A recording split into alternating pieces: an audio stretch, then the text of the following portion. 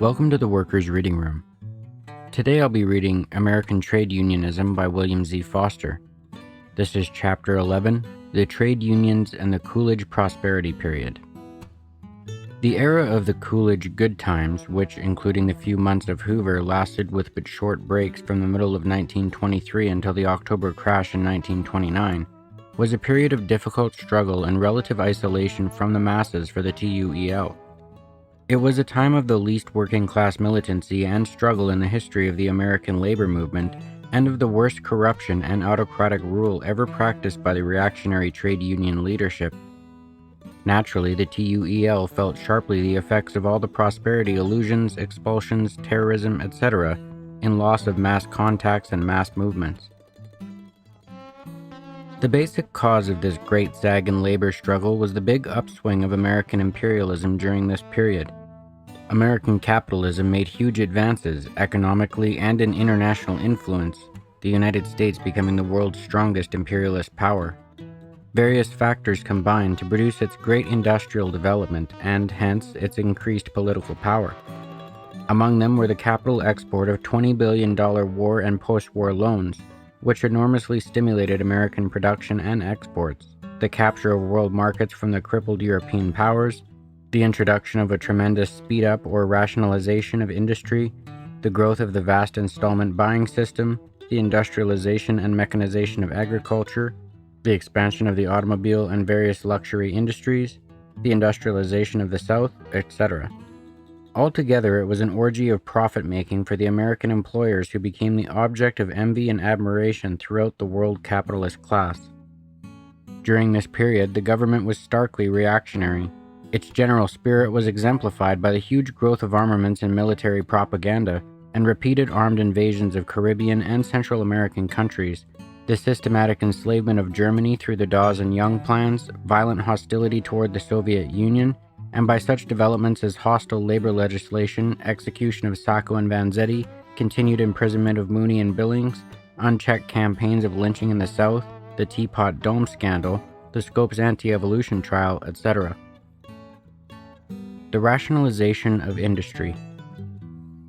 In this era of wild profit-making and reaction, now looked back to by American capitalists as the Golden Age, the central aim of the employers was further to increase their swollen profits by the most intense speed-up of the workers.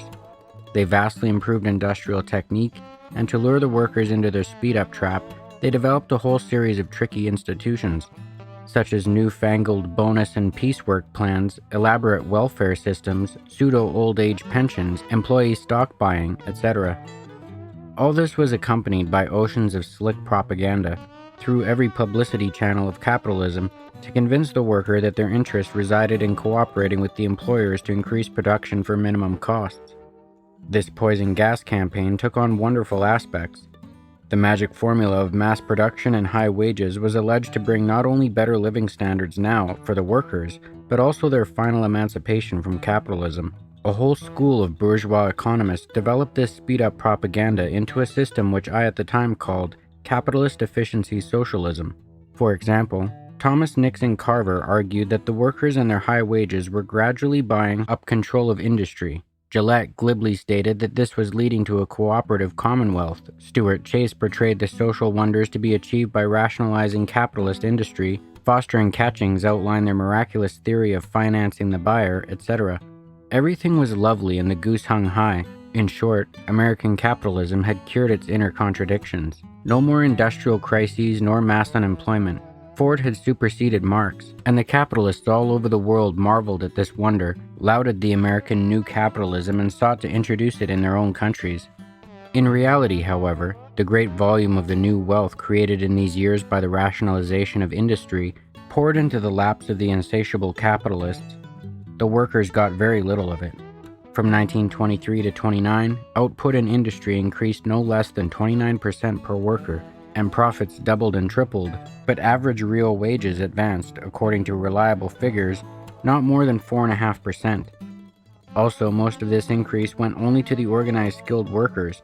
especially through overtime, steady work, etc., and their standards rose considerably. There was widespread in this period what Marx called the bourgeoisification of the labor aristocracy.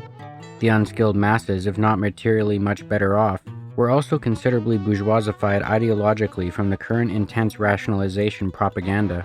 It was a time of the most extensive capitalist prosperity illusions ever known among the toiling masses. Without delay, the AFL leadership fitted themselves into this entire capitalist speed-up rationalization program. In fact, they turned the unions into mere instruments of the capitalist production plans. On the altar of production for less cost, they sacrificed hard-won union conditions, and they peddled away every illusion put forth by the rationalization windjammers, besides inventing many of their own. Cheaper production became their fetish and the only way to working-class well-being. This whole development, the TUEL dubbed the new orientation of the trade union bureaucracy toward intensified class collaboration and the company unionization of the trade unions. It was the traditional AFL class collaboration policy elaborated, theorized, and revamped to meet the latest needs of the employers. The trade unions were reorganized on a basis of Fordism. The movement began at the very outset of the Coolidge prosperity period, 1936. That's the end of Chapter 11. Thank you for listening to the Workers' Reading Room. Hope you're all doing well. Have a good one, folks.